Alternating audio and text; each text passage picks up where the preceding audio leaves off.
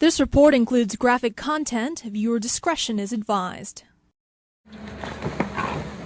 One by one, hundreds of pigs are pushed into a deep pit. As the mass grave fills up, those at the bottom are crushed.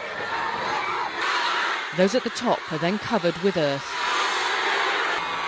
Animal rights group CARE secretly filmed 2 sites in South Korea to show pigs infected with foot and mouth disease being buried alive.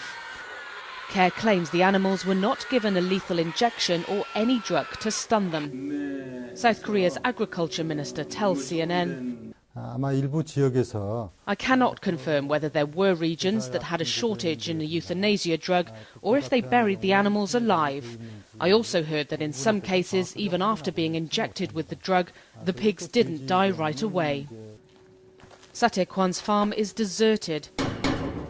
He lost 169 cattle and has received $11,000 compensation from the government so far. He tells me it's painful to visit this site where his high-quality Hanu cattle are buried, but he's satisfied with the government's response.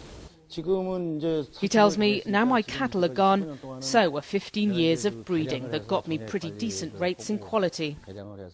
This second farm is in the same neighbourhood, but the disease has not yet reached here, so there are plenty of precautions being taken. The farmer has made sure we're wearing protective clothing, and also we have to be completely disinfected before we even set foot on the farm. As the disease reached a farm just 1 kilometre away, Hwang In-sink has not left his farm to go home for a month and a half. He's vaccinated his cows for a second time, but is still worried. He says, "I've heard that on other farms, even after vaccination, they have seen some outbreaks. So I'm worried about the safety and the effects of this vaccine."